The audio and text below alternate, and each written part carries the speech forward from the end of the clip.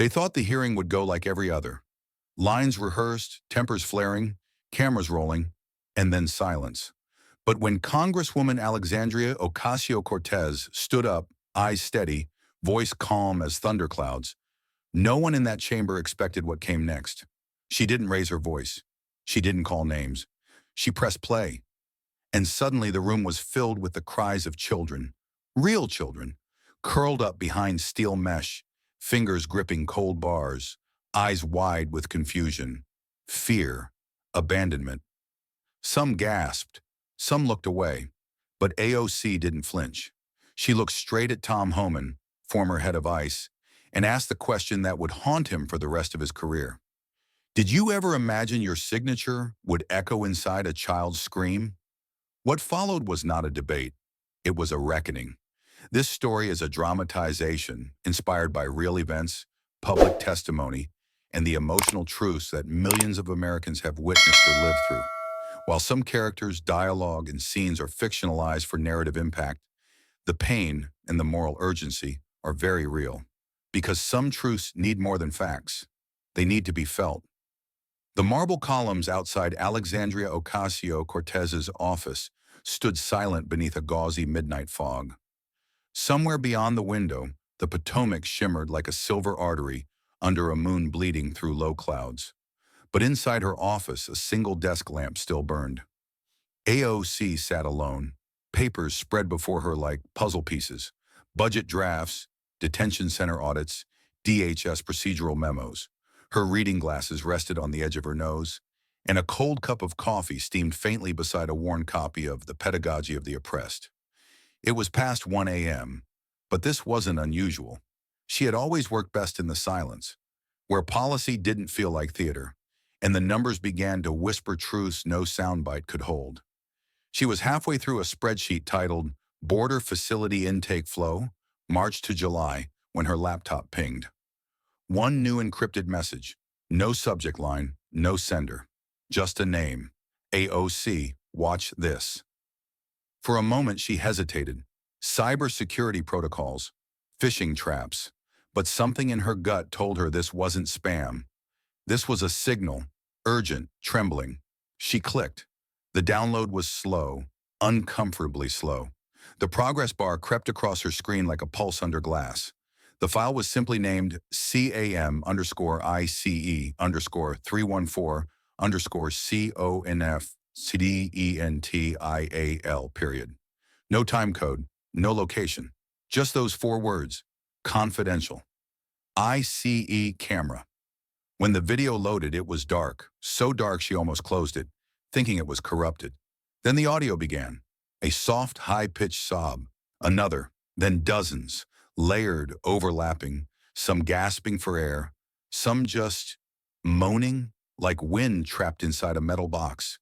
And then the screen flickered into grainy light, a chain-link fence, crumpled foil blankets, dozens of children, brown, barefoot, their hair matted, their eyes sunken.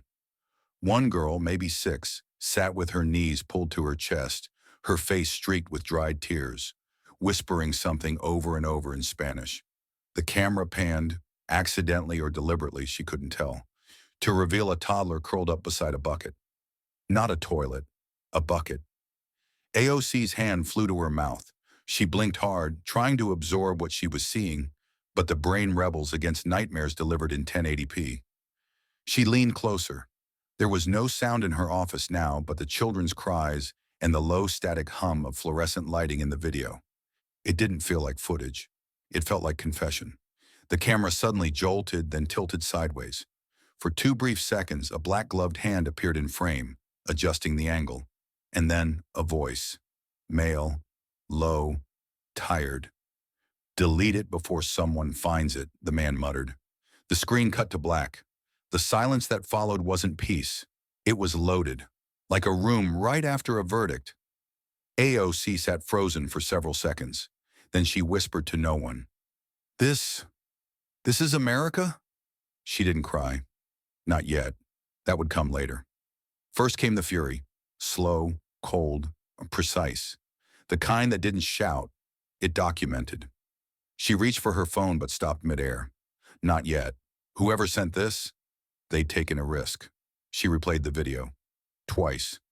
Each time noticing new horrors, blankets stained with something dark, children sharing one cracked plastic cup of water, a scrawled drawing taped to the wall, a stick figure behind bars. Then she opened her secure messaging line and typed 5 words to her chief of staff. "We have a problem. Urgent." Seconds later, she rose from her desk and walked to the window. Her reflection looked back at her. Not the firebrand in Congress, not the media caricature, but a woman holding the weight of too many truths. Behind her, the laptop screen still glowed with that single damning frame, a child gripping a fence, eyes like hollow suns. The glow of the laptop still lingered in her eyes as Alexandria Ocasio-Cortez stood motionless, staring at the screen like it might suddenly change. But it didn't. The image remained the same, small hands clinging to chain-link wire, the ghost of childhood slowly bleeding out of a hollow stare. There was no more pretending tonight, no more paperwork, no more detachment through language like processing and detention logistics. There were only children, and the truth that someone was trying to bury them behind bureaucracy and silence. She picked up her phone and, without even checking the time, opened the secure group chat reserved for her most trusted staff. She typed just 3 words, "Get here now." By 2:05 a.m., 4 of them had gathered in her office, eyes still adjusting to the light, ties crooked, hair damp from late-night showers or no showers at all. Her chief of staff, Elena, entered last, holding a thermos of black coffee in a silence thick enough to match the room. No one asked questions right away. They'd seen her face. Something was wrong, deeply wrong. AOC didn't offer a preamble. She simply played the video. The room didn't breathe for 2 minutes and 24 seconds. When the screen faded to black, it was as if someone had drained all the air from the walls. No one spoke for a moment. Not out of shock, but something heavier. A kind of stunned reverence, like they just witnessed something they could never unsee. Elena was the first to break the silence. "Where did this come from?" AOC shook her head. "No name. Just a burner email. Someone inside ICE, judging by the file label." Her legislative director leaned forward. "If we release it publicly, that person's gone, possibly indicted. Worse, if it traces back to a facility."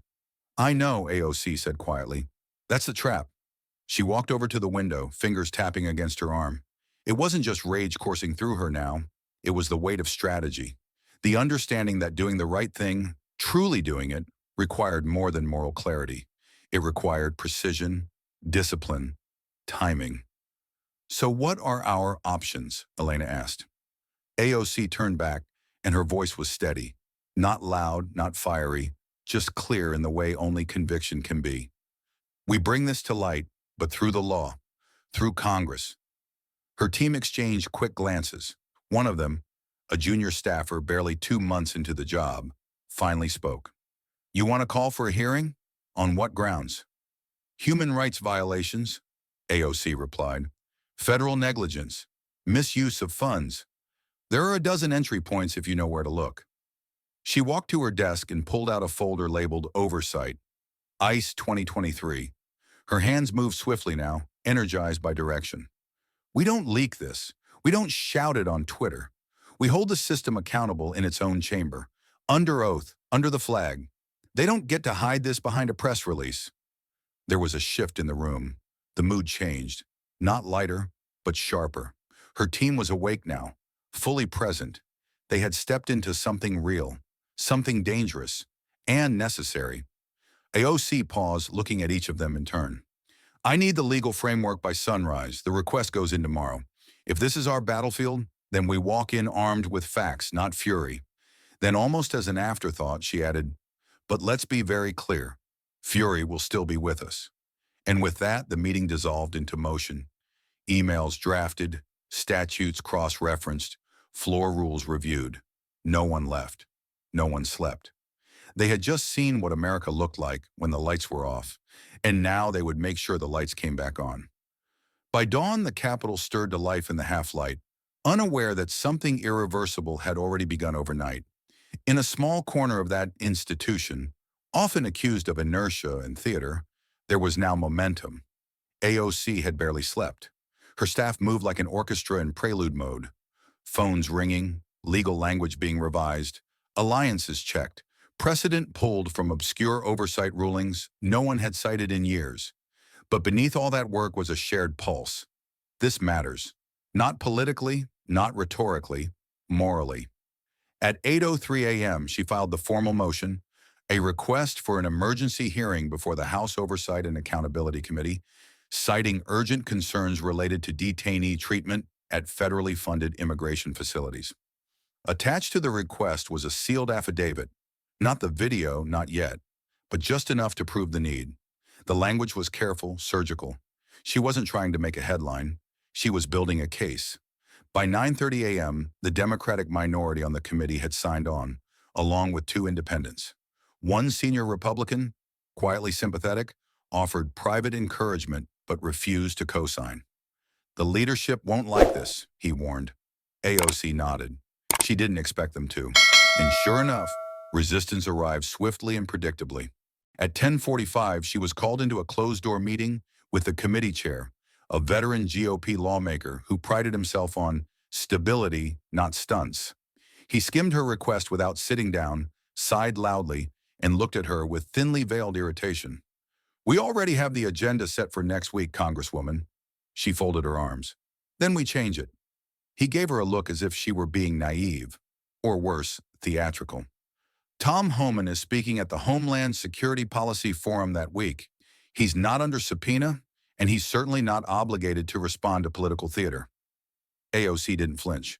Then we make him obligated. If this Congress has any claim to oversight, it begins with children in cages. He waved her off. "You're not going to turn this into a spectacle on my watch." Her voice lowered, deliberate and steady.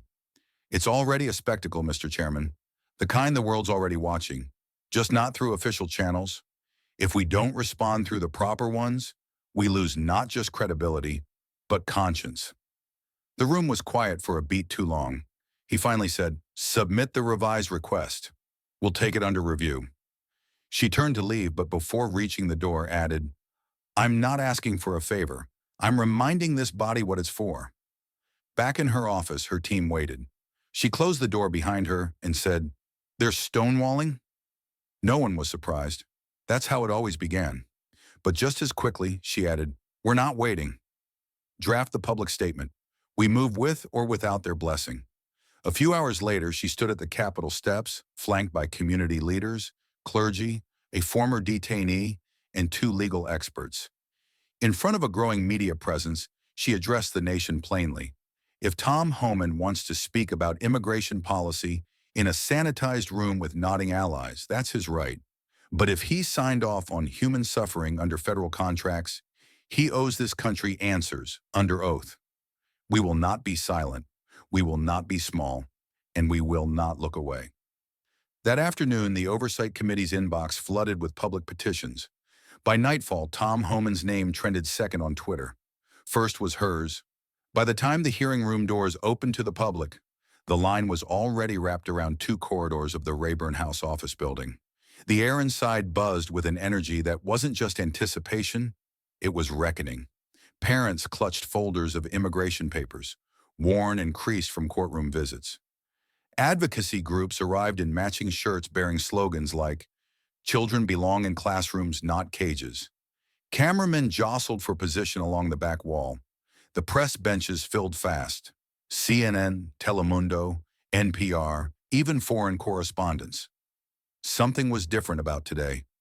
They could all feel it. This wasn't a policy update. This was a moral fault line, and it was about to be tested under oath.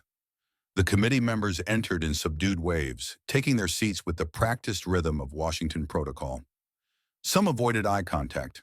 Some adjusted their flags.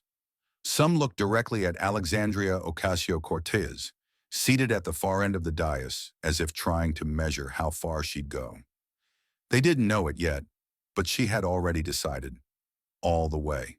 She sat with her back straight, her notes untouched, her phone silenced. Calm, composed. But there was something in her stillness that felt charged, as if her very presence was wound tight around a truth the room wasn't ready for. Her team had briefed her. She knew the counter-arguments that would be thrown at her, She knew what would be called political theater. She had no interest in theater. What she carried with her wasn't performance, it was evidence. At exactly 10 a.m., Tom Homan entered. He walked in with two aides, one carrying a leather binder, the other whispering into a phone. Homan wore his reputation like a uniform, direct, unapologetic, unwavering. He didn't smile, didn't scan the room. He simply took his seat at the witness table, placed his water to the right of his nameplate, and nodded once to the committee chair. He looked, for all intents and purposes, like a man ready for a procedural debate, one he had probably had 100 times. But this wasn't going to be one of them. Across the room, a soft sound rose, a child coughing. A mother rocked a baby to sleep in the back row, humming beneath her breath in Spanish. A man in a suit passed around printouts with blurred screenshots from detention footage. Every seat was filled, every corner packed. The room had transformed, not just into a hearing space, but a gallery of silent witnesses. Homan adjusted his microphone and waited. He seemed unbothered. Perhaps he believed this would be another round of talking points and defensible decisions. Perhaps he didn't realize yet that the narrative had slipped from his grip. AOC turned toward him only once in those early minutes. Their eyes met. She didn't glare. She didn't posture. Her expression held no mockery, no heat, only clarity. She looked at him like someone who had seen the final frame of a story before the first chapter was read aloud. When the gavel dropped, it echoed louder than usual, perhaps because the room was so still. The chairman welcomed everyone, listed the agenda, and reminded attendees that outbursts would not be tolerated. Then he turned to Homan and said, "Mr. Homan, you may begin your statement." But all eyes were not on him. Not yet. They were on her. AOC sat motionless, shoulders level, eyes forward, her silence doing more work than words ever could. She didn't need to interrupt. She didn't need to provoke. All she had to do was wait, because everyone in that room, whether they admitted it or not, was waiting too, waiting for the spark. The chairman cleared his throat and gave the procedural nod. Tom Homan leaned slightly toward the microphone, his fingers laced calmly before him. His voice, when it came, was measured, firm without theatrics, as though he were laying bricks rather than addressing a nation. "My name is Tom Homan. I served as acting director of U.S. Immigration and Customs Enforcement. I've spent more than 3 decades in law enforcement under both Republican and Democratic administrations, and I'm here today to make one thing clear. ICE does not apologize for enforcing the law. We follow the rules set by this body. If Congress doesn't like how immigration works, then Congress needs to change the law." There was no applause. This wasn't that kind of room. But there was a subtle shift, some nods, others shifting in discomfort. The air had thickened slightly. Homan continued, "My agents put on their vests every day to protect American communities. They're not villains. They're public servants who don't have the luxury of picking and choosing which laws to enforce based on feelings."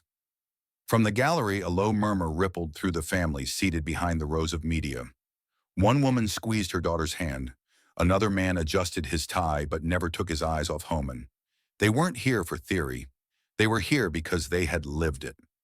Homan ended his statement by looking directly at the committee members. "I understand that this issue is emotional for many, but emotion cannot replace enforcement.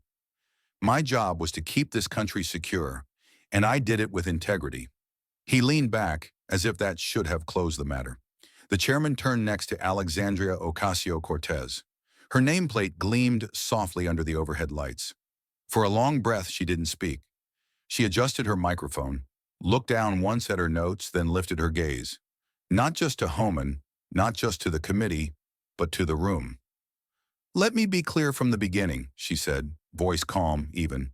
"Today isn't about left or right, it's about right and wrong." She paused, not for effect, but for gravity. "This hearing is not a partisan performance.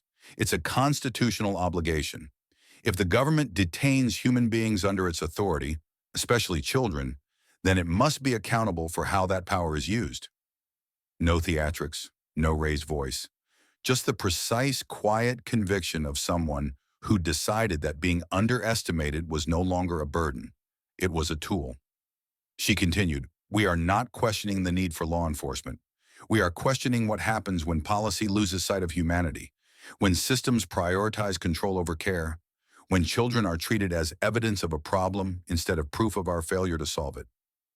There was no sound in the room now, except the soft scratching of pens and the occasional quiet breath. She looked directly at Homan. You say ice follows the law, but I want to ask what happens when the law follows cruelty. That landed like a stone dropped in a still pond. Small ripples of discomfort spread through the committee table. From the back of the room came a quiet exhale, the kind that escapes someone who has waited too long to be seen. The chairman shifted in his seat but said nothing, and for a moment the entire chamber sat in the balance, between enforcement and empathy, between procedure and principle, between the world as it is and the country it claims to be. The chairman nodded to Congresswoman Ocasio-Cortez, giving her the floor. She didn't rush. Her movements were deliberate, not theatrical, but charged with purpose. She opened a folder, pulled out a single sheet of paper, and held it without fanfare. Then calmly she read aloud. In a 6-month period between March and August of last year, 3,412 children were separated from their parents at U.S. border facilities. Of those, 1,116 were under the age of 6. A pause, not for drama, but to let the numbers breathe. In this room, statistics weren't abstract. They had faces in the gallery. AOC looked up from the paper and directly at Tom Homan. Her tone was clear, her words slow, almost surgical. Mr. Homan, you signed the directive that allowed field agents to refer every adult migrant for criminal prosecution, knowing it would trigger the automatic removal of children from their custody. Did you know this would happen when you authorized it? Homan shifted in his chair, keeping his voice measured. Congresswoman, illegal entry has consequences. We've been clear about that. The zero-tolerance policy was designed to enforce immigration law consistently and to send a message that the border is not open. He turned slightly, addressing the full committee. Family separation was not the goal. It was a byproduct of enforcing the law, which is what we are sworn to do. No one is above the law, not even families attempting to cross illegally. The words hung in the air like smoke. Legal, clean, calculated. But AOC didn't look away. She leaned forward slowly, elbows on the table, hands clasped in front of her, as if closing the distance, not just physically, but morally. Let me rephrase that, she said, because what I'm asking isn't about your job description. It's about your judgment. Did you intend to traumatize them, Mr. Homan, or was it just a side effect? A quiet gasp slipped from the gallery. Even some members of the committee looked up from their notes. The question didn't come like a punch. It came like a scalpel. Homan's jaw tightened. I don't accept the premise of the question. Our officers did their jobs.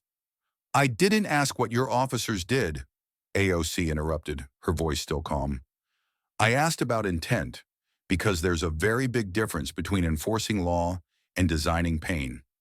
You may not have strapped children to gurneys, but you put policies in place that treated their psychological well-being as an acceptable casualty.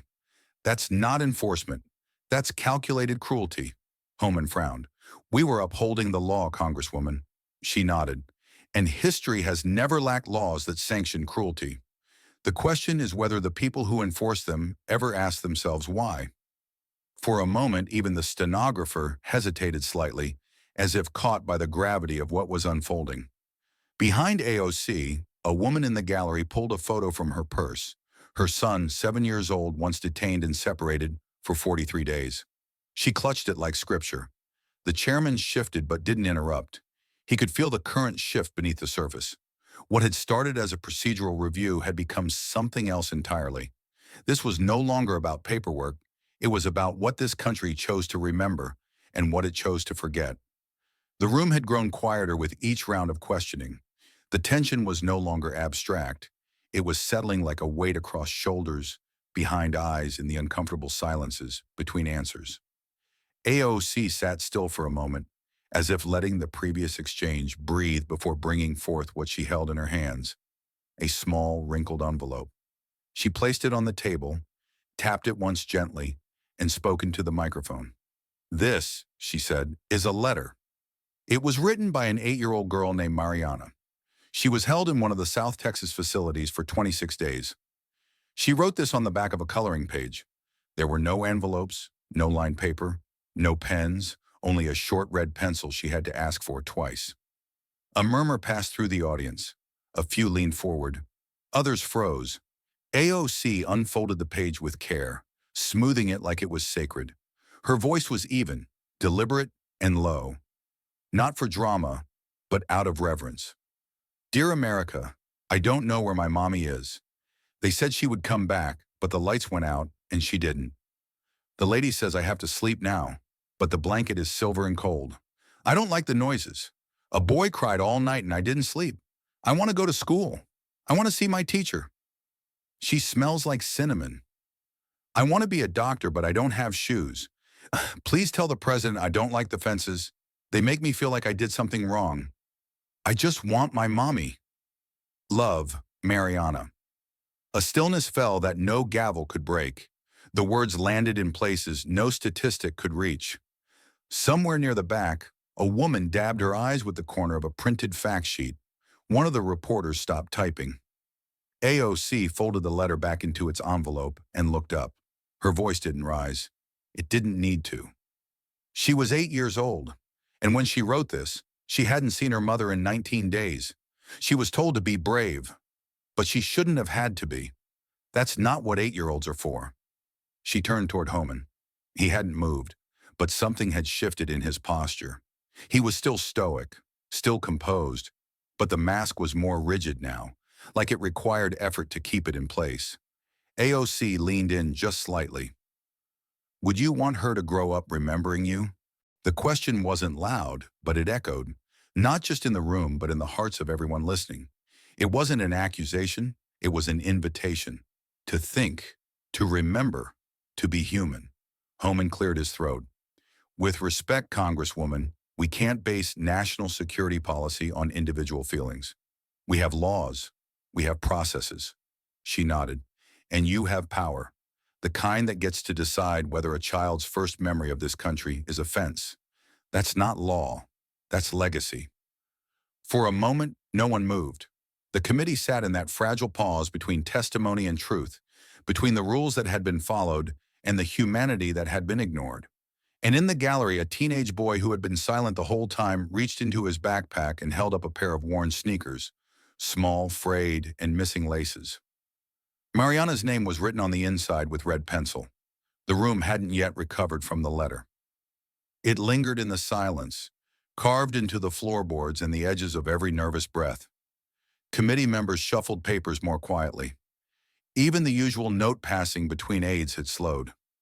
AOC let that quiet settle, let the weight of Mariana's words root themselves in the room's conscience. Before she moved, without speaking, she reached into her folder and pulled out a printed still, an 8.5 by 11 photograph. No color, just the stark monochrome of institutional lighting and grainy resolution. She held it in front of her chest as she spoke, her voice cool, deliberate. I'd like to enter this image into the congressional record.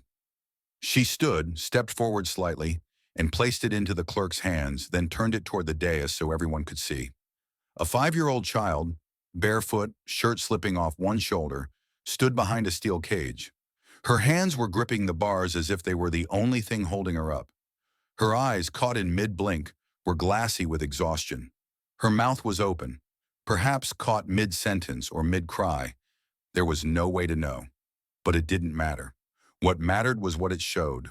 A child not waiting in line, not being processed but detained, alone, holding a cage like a prisoner waiting for judgment in a country that claimed to welcome the tired and the poor. The reaction was immediate. Gasps rippled through the hearing room. A reporter's pen fell to the floor. One congressman leaned back in his chair, visibly uncomfortable. In the gallery, an elderly woman covered her mouth. A young father beside her reached instinctively for his daughter's hand. Tom Homan glanced at the photo, then back at AOC. His expression didn't flinch, but his tone sharpened as he leaned into his microphone. Fake news tactics, he said. That photo could have been staged. We've seen this kind of thing before. Taken out of context, used to mislead the public and inflame emotion. I won't be manipulated. AOC didn't blink. She didn't raise her voice, didn't scold or lecture.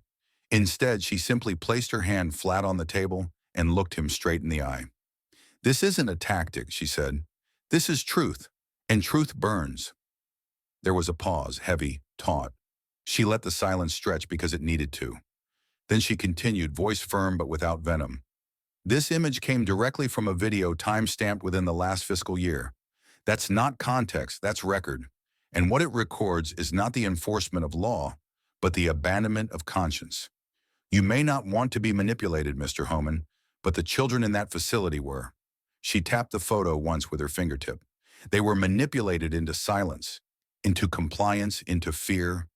You talk about deterrence, but let's be honest, it's not policy you're defending. It's cruelty masquerading as order." Homan started to respond, but she held up her hand, not in dismissal, but in discipline. "You'll have time to speak," she said, "but first let this country see what was done in its name. No edits, no filters, just the plain, unvarnished face of policy." She looked back to the gallery where eyes were wide and unblinking. "No one here gets to look away." The photograph still lay face up on the table, its silent witness unmoved even as words began to swirl again around it. The room was on edge now, not from shouting or noise, but from the unmistakable sense that something irreversible had just begun. Alexandria Ocasio-Cortez didn't rush. She knew the moment was shifting, and she intended to meet it with clarity, not spectacle. She reached slowly into a new folder, this one marked with a single label, Memo 601-A. She held it like evidence, not a prop, and spoke directly to the committee, her voice low but undeniable. "This is an internal ICE directive, signed April 11th last year. Directive 601-A.4, Streamline Family Referral Protocols. It includes an amendment that authorizes detention centers to prepare for up to 1,000 additional child intakes per month under the assumption that parental separations would increase due to new referral thresholds." She placed the document on the table, sliding it toward the chairman's clerk for record entry. Then she turned back toward Homan. "You signed it, Mr. Homan." He stiffened. "That's a logistical planning document. It doesn't dictate family separation. It anticipates possible outcomes." AOC raised an eyebrow. "Anticipates or facilitates?" He shook his head. "Our job was to enforce the zero-tolerance policy.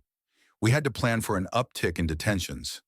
That's not designing cruelty, it's operational preparedness." She didn't look down at her notes. She didn't need to. "There's a line in the directive, page 4, paragraph 2, care units to be pre-equipped for extended minor residency in excess of 20 days, with minimal direct contact to guardians pending case adjudication. Not temporary, not emergency, extended." Gasps rippled through the gallery. It was a subtle word, bureaucratic, almost harmless in tone. But everyone heard what it really meant. They expected these children to stay locked away, for weeks, for months. Homan tried again, this time more defensively. "We didn't write the law. We didn't make the court ruling." "No," AOC replied, leaning forward, voice tightening like a rope. "But you built the infrastructure. You expanded the capacity. You ordered the supplies. And you normalized the language so it wouldn't sound like what it was." She paused just long enough for the room to hold its breath. It wasn't negligence. It was design. The effect was instant. The gallery erupted, not with shouts, but with the kind of involuntary reaction that breaks from the gut. Someone said, "That's right." Someone else stood up, barely able to sit still. The room became a living conscience, restless, uncontainable. The committee chair banged his gavel hard. "Order! We will have order in this room." But even as he called for quiet, the truth had already settled into every corner, like a sudden change in air pressure. This wasn't about numbers anymore. It wasn't even about law. It was about intent, the most dangerous word in policy because it exposes the gap between procedure and morality. AOC turned back to the chairman. "This committee has a duty, not just to ask how this happened, but why it was allowed. The documents are clear. The choices were made. And now we live with the consequence of those choices, unless we act." The gavel slammed again. Cameras flashed. But the room no longer belonged to protocol. It belonged to reckoning. The gavel strikes faded, but the tremor they left behind still hummed beneath the surface. The air in the chamber was taut, as if stretched by the weight of a truth too large to ignore. But just as quickly as the emotion crested, order was reclaimed. Not by choice, but by procedure. The chairman looked down the row, gave a curt nod, and returned the floor to Tom Homan. He leaned forward into the microphone with a slow inhale, his voice composed but carrying an edge sharpened by decades of defending decisions few wanted to own. "Let me be clear," he began, pausing to meet the gaze of the room. "We protected national integrity, period." The bluntness hit the table like a stone. He continued, "The safety of the American people has always been our guiding priority. We are a sovereign nation with laws, and those laws mean something. If we undermine them, if we allow unchecked entry, especially at a time when transnational crime, fentanyl smuggling, and gang infiltration are real threats, then we erode the very foundation of public safety." His voice grew stronger as he cited the numbers. "Since September 11th, we've recognized the vulnerability of open borders. Every administration, Republican and Democrat, has affirmed the need for border control. ICE operates under the authority given by Congress. We don't make the laws, we enforce them." He turned slightly, gesturing toward the committee. "In 2016, Congress increased funding for detention facilities. In 2017, the courts affirmed our ability to prosecute illegal border crossings as federal misdemeanors. When zero tolerance was implemented, we followed legal precedent. We didn't act outside the law, we acted within it." The words came rhythmically now, like a wall being built one careful brick at a time. Homan knew how to speak in the language of bureaucratic absolutes. Detached, clean, structured. He spoke of structure and system, of protocols and pipelines. "You can't have an immigration system that works if it's optional," he declared. "Enforcement without consequence is not enforcement, it's suggestion." There was a moment of quiet, as if the weight of his certainty had momentarily filled every corner of the room. Then across the horseshoe table, Alexandria Ocasio-Cortez leaned in ever so slightly, her fingers folded neatly under her chin. Her eyes narrowed, not with anger, but with something far more pointed: precision. She waited for the silence to settle, then asked a single question. "And the children?" Her voice didn't rise.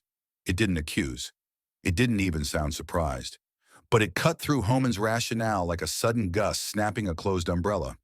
He opened his mouth, but she didn't stop. "You protected national integrity," she repeated. "But at what cost to human dignity? You cite laws. You cite threats. But you haven't once cited the name of a single child whose life was torn apart by these decisions. You haven't mentioned what it's like for a 6-year-old to go to sleep in a chain-link pen or to scream for their mother into a void that doesn't answer." Homan stiffened. "We don't target children, but you design systems that trap them?" He shifted in his seat. AOC didn't press further. She didn't need to. The question hung there, not just for him, but for every member of Congress who had ever voted on a bill without reading the line items, who had ever signed a funding resolution without asking where the money went after the ink dried. And the children? No one had answered it yet. And until someone did, this wasn't over. Not even close. The exchange had shifted the room. The rhythm of the hearing, once predictable, now felt precarious, like a tightrope walk above public conscience. Tom Homan, having leaned heavily on the armor of law and enforcement, reached again for the safety of statute. He cleared his throat and turned toward his printed notes, eyes scanning as if searching for the line that would restore control. "With respect," he said, voice firm but slightly more measured, "under Title 8 of the U.S. Code, Section 1325, illegal entry into the United States is a federal offense.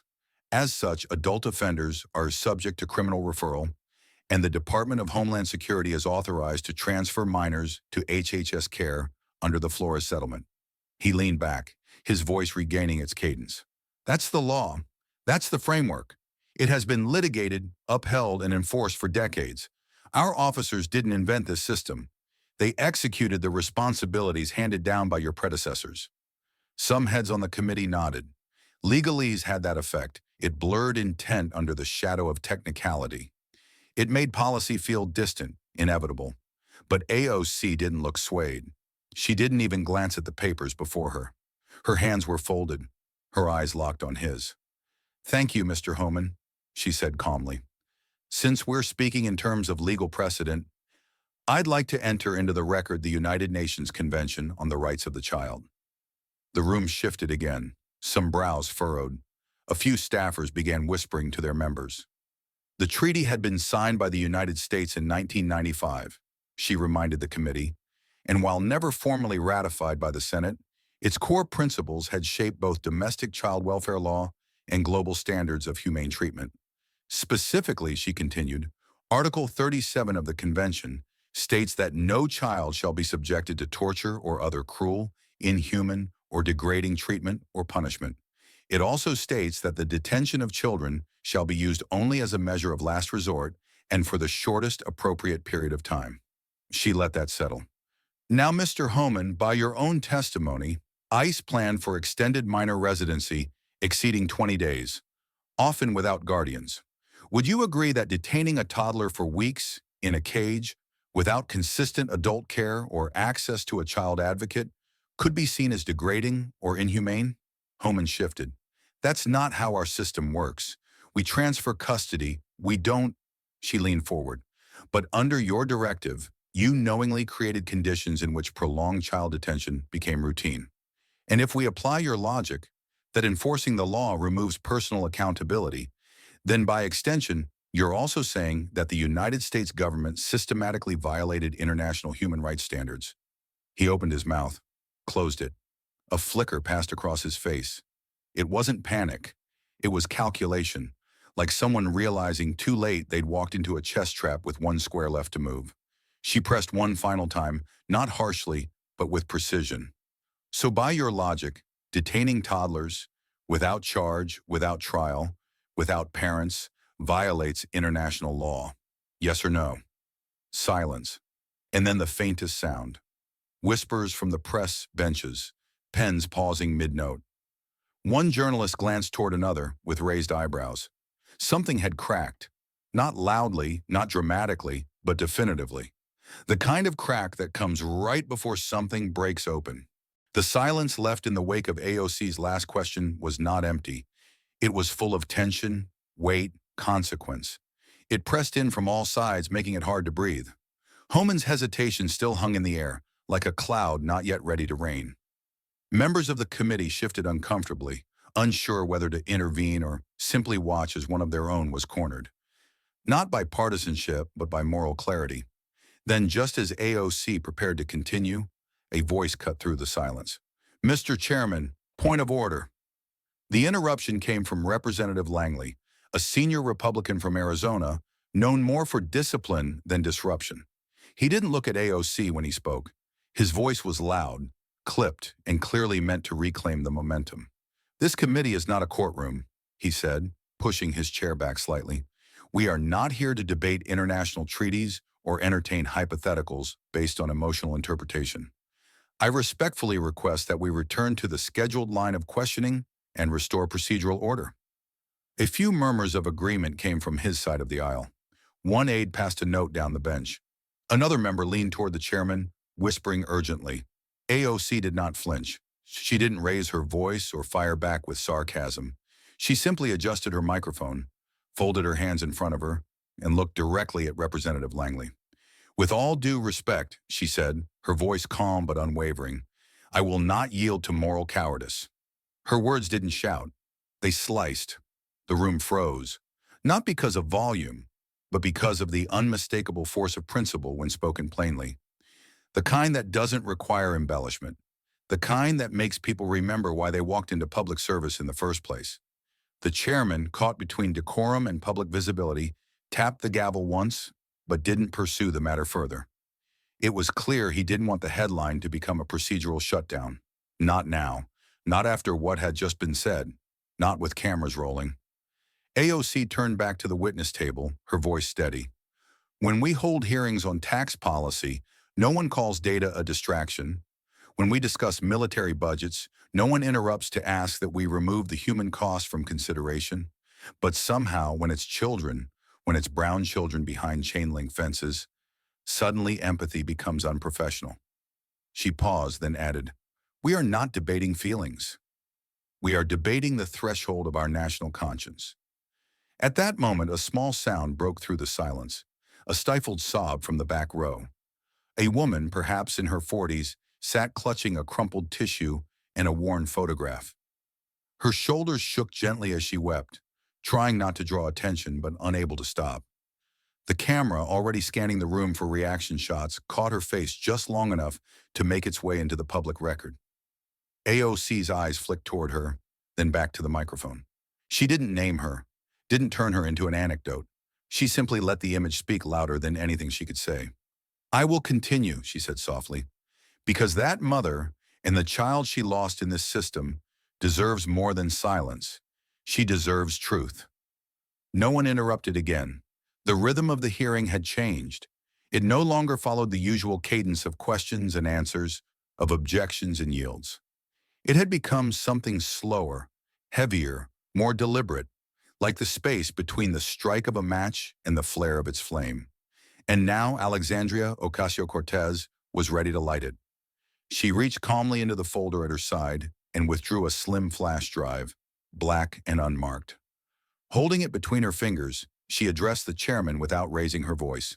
"Mr. Chairman, I request permission to enter audio-visual evidence into the record. A 2-minute clip submitted anonymously and verified through independent sources. It directly pertains to the subject of this hearing." There was movement along the dais, whispered objections. A Republican member muttered, "This isn't how we do things." Another shook his head, flipping through a binder in irritation. The chairman adjusted his glasses, clearly weighing options in real time. "We haven't reviewed the contents," he said slowly. "This material hasn't gone through standard clearance channels." "I understand," AOC replied, "but the children in this video didn't get clearance either. They weren't given warning, protection, or process. I believe this chamber can bear witness for 2 minutes. If they were strong enough to live it, we can be strong enough to see it." That silenced the table. Without waiting for a formal vote, she inserted the flash drive into the laptop stationed near her microphone and clicked the embedded file. The screen behind the witness table flickered to life. The lights dimmed slightly as the chamber's AV system adjusted. Then the sound began. Not words, not explanation, just cries. High-pitched, unrelenting, unmistakably real. Screams of children, not in tantrum, but in terror. Somewhere in the static was the sound of a metal gate closing, a voice shouting commands in English, a girl wailing for her father in Spanish. The camera tilted wildly for a moment, catching the outline of cages, emergency foil blankets, and a small hand reaching out, only to grab air. There was no narration. There was no music. Only what had been captured when someone decided the truth could no longer remain hidden. Gasps filled the room. One staffer turned her head away, unable to watch. A photographer lowered his camera. Even the stenographer paused her keystrokes for a moment, her face slightly pale. The gallery was silent, but it was the kind of silence that wrapped around the throat. AOC didn't flinch. She kept her eyes on the screen, her posture steady, her breath even. She had already seen this video. She had sat with it, listened to it, memorized its sounds. It wasn't shock that kept her frozen. It was responsibility. If she looked away, it gave others permission to do the same. Tom Homan, seated only a few feet from the screen, shifted in his chair. His jaw tensed. He looked down at his hands. For a moment, he glanced toward the exit, then back at the table, refusing to meet the images on the screen. When the clip ended, the silence didn't release the room. It deepened it. No one clapped. No one moved. AOC leaned forward, clicked the laptop shut, and finally spoke.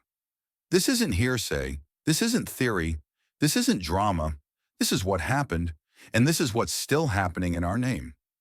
She paused, then added softly, "If the law can't look this in the face, then the law needs to ask what it's become." The hearing, for a long second, felt more like a courtroom, or maybe a confession booth. No one interrupted her.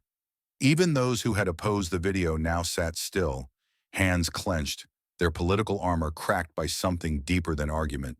Truth, raw and unedited, and impossible to unhear. The hearing hadn't even adjourned when the ripple began. What started inside one room on Capitol Hill surged outward like a tidal wave, fed not by punditry or press releases, but by something far more volatile, raw, unfiltered truth. Within 20 minutes of the video's premiere, a clipped recording, just 47 seconds long, began circulating on social media. It wasn't edited. It didn't need narration. It opened with the sound of a child screaming and closed with AOC's words. If the law can't look this in the face, then the law needs to ask what it's become. That was all it took. Twitter ignited. The hashtag this is not security trended within the hour, followed closely by hashtag children in cages, hashtag we see you, and hashtag AOC speaks for us. Verified accounts, immigration attorneys, teachers, veterans, nurses, even former ICE employees began reposting the footage with captions like, "Never again. This is America, and it has to change. And I didn't vote for this." Celebrities weighed in. Faith leaders issued statements. A retired federal judge tweeted, "In my 40 years on the bench, I never imagined seeing policy fall this far from humanity." CNN cut into its regular programming to air the footage on loop, followed by a split-screen panel asking, "Can America morally defend this?" MSNBC reran the full 2-minute clip every hour with minimal commentary. Even conservative-leaning outlets, though skeptical of AOC's motives, acknowledged the impact. One anchor on a primetime cable show stared blankly at the screen after it played, unable to follow her teleprompter for several seconds. By mid-afternoon, Alexandria Ocasio-Cortez was trending #1 nationwide. Not for a zinger, not for a viral meme, but for something much rarer, a moment of unshakable moral clarity in a world where politics so often feels like theater. In cities across the country, the reaction turned from digital to physical. Outside ICE field offices in Denver, Boston, Atlanta, and Los Angeles, spontaneous protests sprang up. Not marches with loudspeakers and signs crafted weeks in advance, but quiet, focused gatherings of citizens who simply showed up holding printouts of the same cage photo AOC had entered into the record. Some held candles, others held stuffed animals, taped with the names of children they'd read about online. In El Paso, a grandmother named Ruth Delgado brought her 2 grandsons to stand silently outside the ICE processing center. She held a hand-lettered sign that read, "I am old enough to remember internment. This is not different." A local reporter asked why she came. She replied, "Because silence is no longer an option." Back in Washington, congressional offices were flooded with calls. Staffers at the Oversight Committee reported the phone system temporarily shut down under the sheer volume of voicemails. Emails poured in, constituents, legal scholars, former child welfare workers, all echoing the same plea: do something. Inside her office, AOC sat with her team, eyes scanning a live feed of unfolding protests. She wasn't smiling. She wasn't claiming victory. She was listening to the noise, the fury, the heartbreak pouring out of a country that had for too long looked away. "This isn't about going viral," she said softly, mostly to herself. "It's about making sure they're never invisible again." And somewhere, miles from Capitol Hill, a child watched the clip on a cracked phone screen from a shelter bed, unsure of what it meant, but knowing somehow that someone had finally said the truth out loud. By the following morning, the energy on Capitol Hill had changed. What had begun as an oversight hearing was no longer confined to procedural margins or committee minutes. It had burst beyond the chamber, igniting action in places where policy once stalled in perpetual delay. The morning headlines didn't lead with partisan spin. They led with children's names, court filings, and a single question echoing across screens: what now? In a quiet corner office at the American Civil Liberties Union, a team of attorneys who had watched the hearing in silence began drafting what would become a series of emergency federal injunctions. Within 48 hours, multiple lawsuits were filed in federal courts across 3 jurisdictions: New York, California, and Texas, citing violations of both the Floors Agreement and the Eighth Amendment's protections against cruel and unusual punishment. One of the lead attorneys, a second-generation immigration lawyer, was quoted outside a courthouse. "We've been shouting into a void for years. Yesterday, someone finally turned the microphone on." Internationally, the reverberations were no less profound. The clip of the hearing had made its way to Europe, Latin America, and beyond, where human rights advocates picked up the thread. Within a week, an invitation was extended to Congresswoman Alexandria Ocasio-Cortez to deliver a special address before the United Nations Human Rights Council in Geneva. It wasn't a formal censure, not yet, but the invitation carried weight, a signal that the world was watching and listening to how America treated its most vulnerable. Inside Washington, the political terrain began to shift. Quietly at first, then more visibly, allies of Tom Homan, who had once defended the zero-tolerance directive, began to hedge. An op-ed appeared in a conservative-leaning think tank's newsletter, suggesting that humanitarian optics must be part of policy design. A moderate senator who had previously supported expanded ICE funding called for immediate review and reform. Even within the committee itself, members who had once resisted AOC's line of questioning now avoided eye contact when the subject was raised. But none of that changed how AOC moved through the aftermath. She didn't gloat. She didn't campaign on the moment.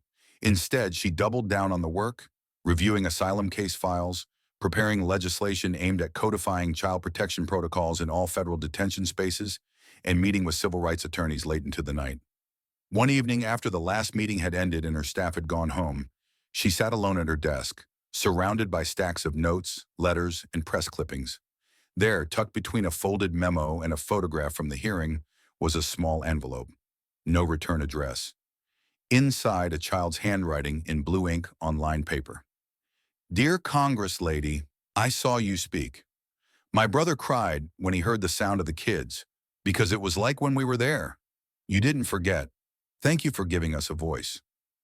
There was no signature, just a drawing at the bottom, a stick figure in a red dress standing in front of a fence, holding a key. AOC read it once, then twice. She didn't cry. She didn't speak.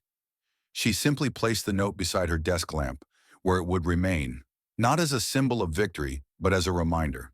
The tide wasn't just turning, it had already turned. The video had changed the course of the hearing, the headlines, and the national conversation, but it had also left behind one unanswered question. Who sent it? For days, the speculation swirled. Some thought it came from an internal watchdog. Others assumed it had been leaked by a sympathetic attorney or a desperate parent. But the truth, when it finally emerged, was quieter and more human than anyone expected. His name was Mateo Reyes, 27 years old, a junior IT contractor working under a federal subcontractor assigned to an ICE processing center in El Paso. His job wasn't glamorous: routine server maintenance, security camera file sorting, ensuring that footage cycles were preserved or deleted in line with retention policy. It was administrative behind the scenes. No one expected the tech guy to become the moral center of a national scandal.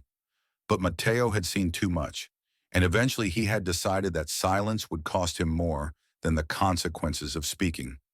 The request to meet with AOC came through back channels.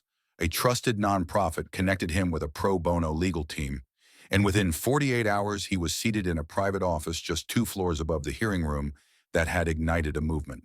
He looked exhausted, not just tired but stripped down to something raw, like a man who had carried a secret too heavy for too long.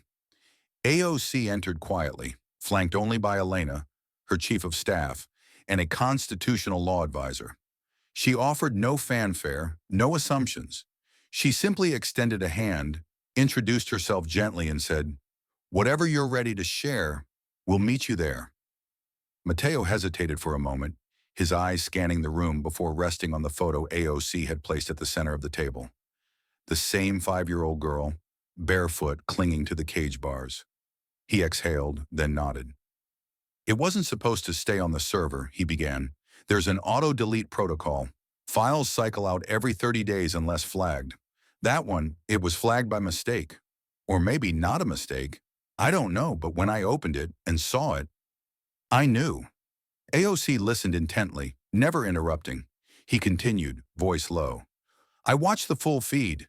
It was longer than what you played. I saw one of the kids fall asleep sitting up because there wasn't enough space to lie down. I saw a guard step over him. I couldn't sleep that night." Or the next, he looked down at his hands. My parents came here in 1991. They overstayed a visa, they worked hard, paid taxes, raised me to believe in this country.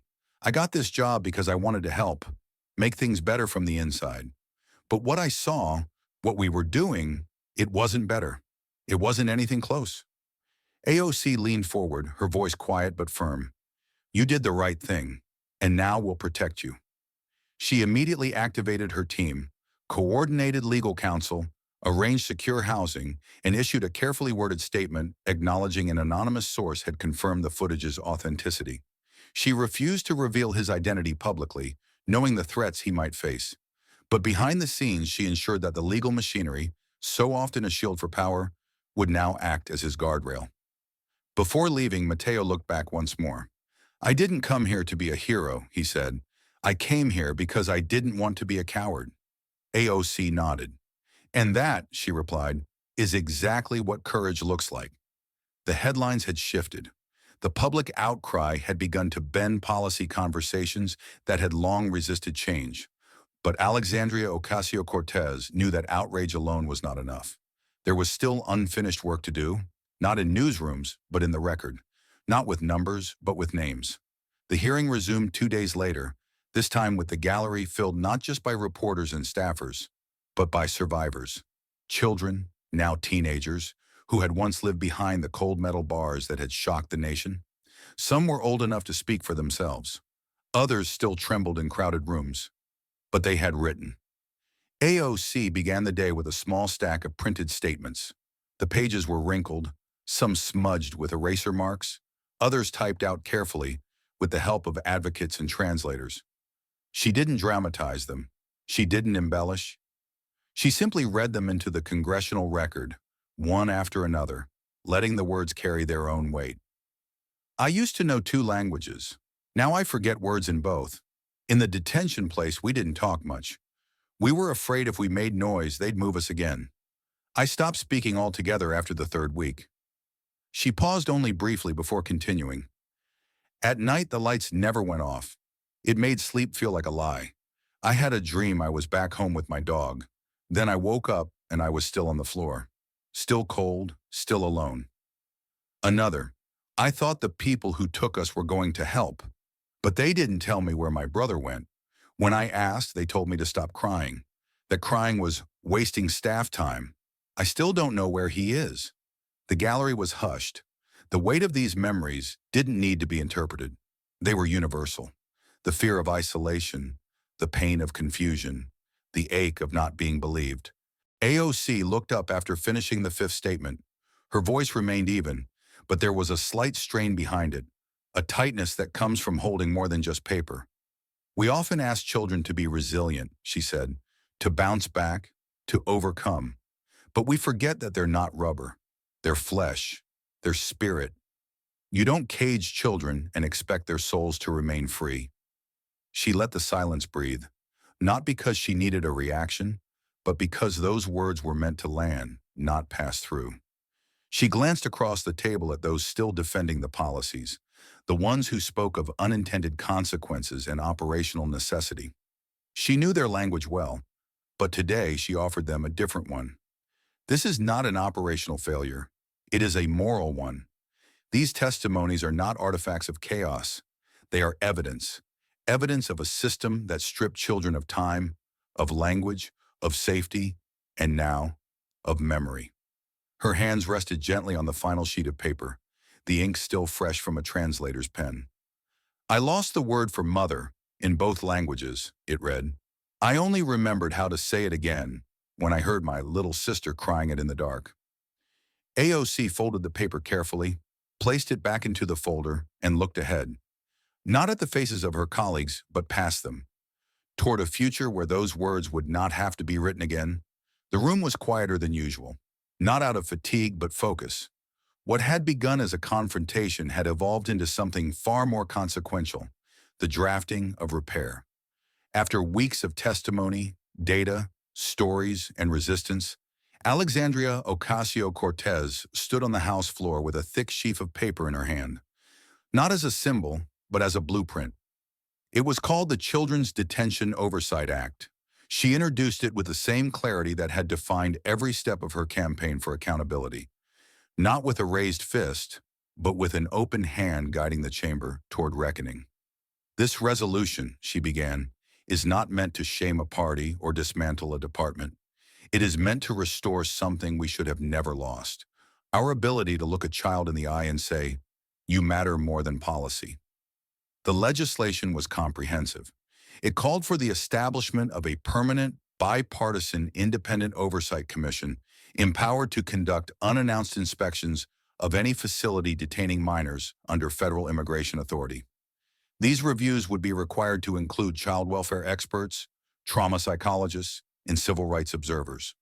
It included a mandatory redirection of funds, diverting money previously used for expanding detention infrastructure into legal aid services, child reunification efforts, and community-based case management programs. In her words, we will stop paying to build trauma and instead invest in the tools to prevent it. And perhaps most decisively, the act imposed sunset clauses on all current family separation protocols. Without explicit congressional reauthorization and third-party review, any program that removed a child from a parent or guardian would be legally suspended. She spoke not in platitudes, but in policies woven with purpose. We are often told that government must be tough, but toughness without tenderness becomes tyranny. This bill is not an abandonment of security, it is the recentering of sanity. There were few interruptions. Even her usual detractors seemed subdued, hesitant to stand against a measure so steeped in public conscience. It was as if the chamber had been reminded, after so many months of noise, of its original purpose. As she neared the end of her address, AOC paused, looked out across the rows of desks and microphones, and then down to the gallery where survivors, families, advocates, and even a few children sat quietly, watching. Some held photos, others held hope. She closed her folder and lifted her eyes again. "This is not left," she said. "This is not right. This is human." The words didn't roar, but they resonated, low and deep, like truth spoken plainly. She stepped back from the podium and let the moment settle. No applause followed, only the sound of quiet agreement in the small nods of colleagues and the faint scratch of pens signing on as co-sponsors. In a system long weighed down by inertia, it was a moment of movement, and for the first time in a long while, movement forward. The sun hung low over the hills outside Tucson, casting long golden streaks across the desert. A single white van rolled up the gravel path, unmarked except for a small placard on the dash that read, "Federal Visitor, Office of Refugee Youth Services." The building ahead had once been called something else, a processing site, an intake unit, a temporary shelter. But those words had always been more comfortable than honest. Now the sign out front read, El Bosque Center for Youth Empowerment. The name meant the forest, chosen by the children who had helped repaint the walls, plant the wildflowers along the back fence, and design the mural near the playground. The building no longer smelled of bleach and fear. It smelled like sage, markers, and tortillas from the small kitchen staffed by local volunteers. Congresswoman Alexandria Ocasio-Cortez stepped out of the van and paused, letting the quiet settle around her. It had been almost a year since the hearing, since the video, since Mateo's name was whispered in every backroom conversation in Washington. In that year, the policy had changed. The detention quotas had been halted. The Independent Oversight Commission had begun surprise audits. 3 facilities had already been cited for violations and closed. The tide hadn't just turned. It had flooded.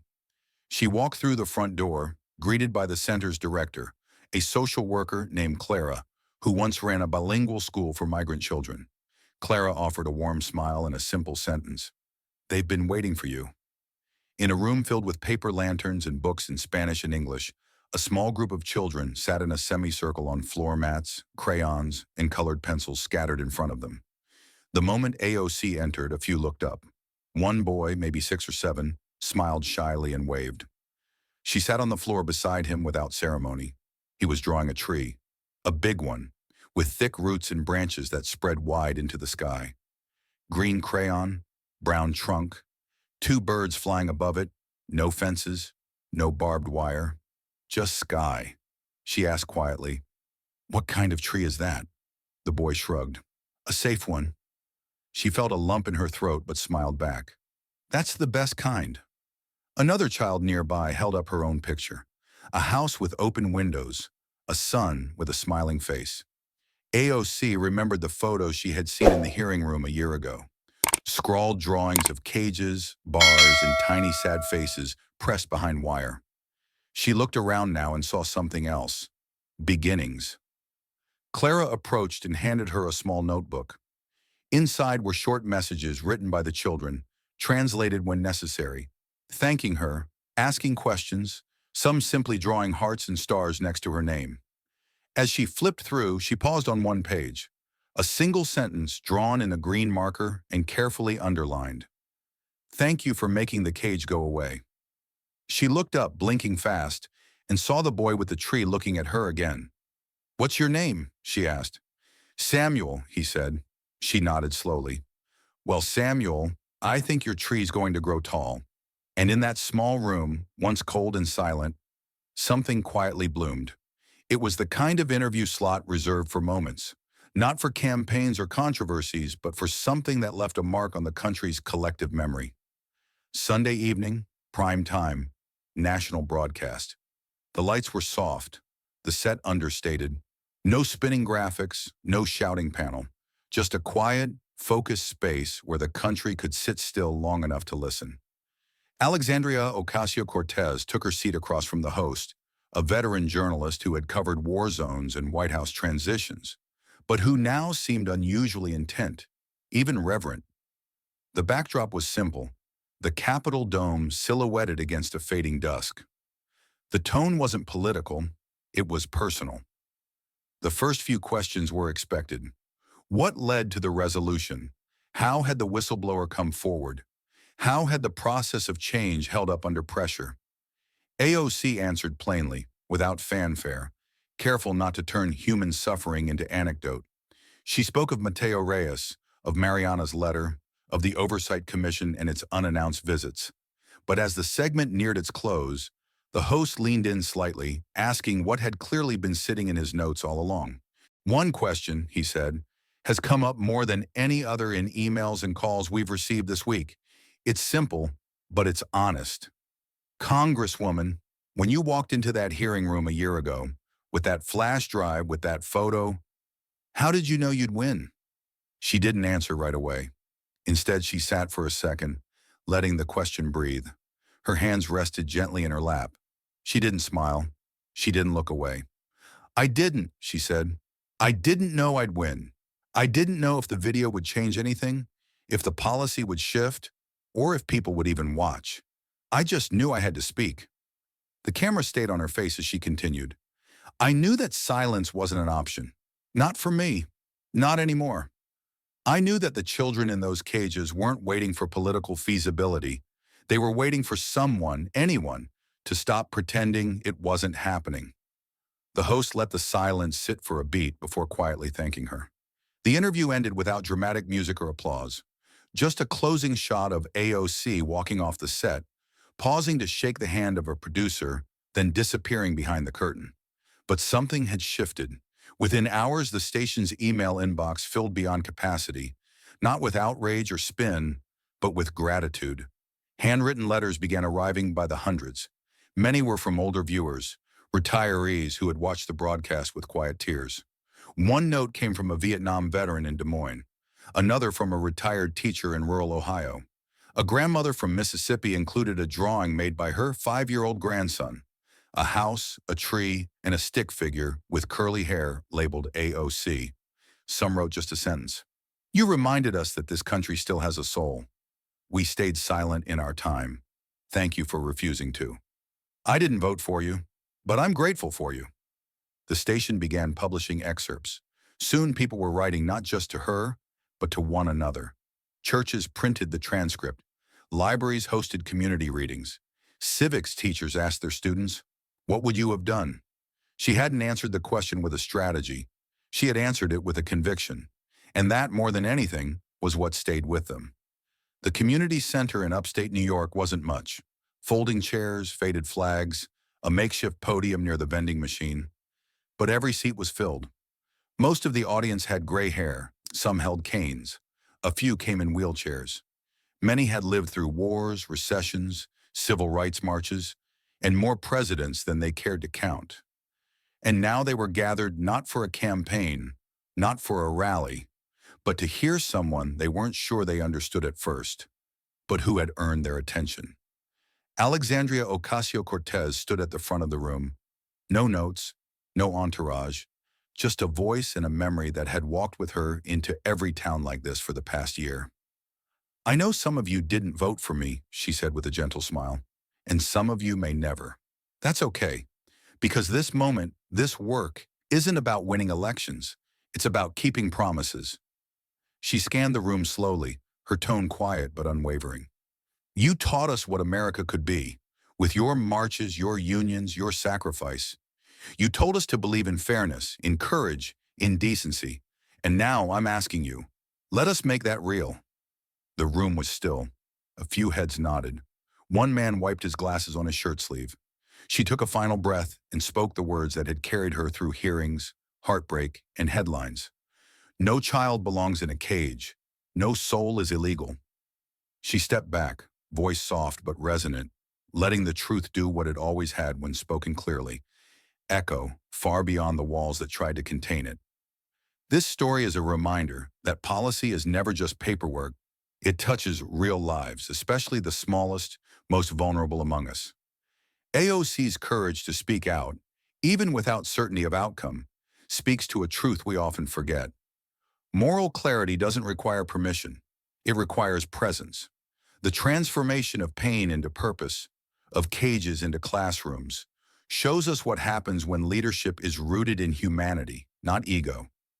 This wasn't about left or right. It was about the children, about dignity, about choosing to care, even when it's easier not to.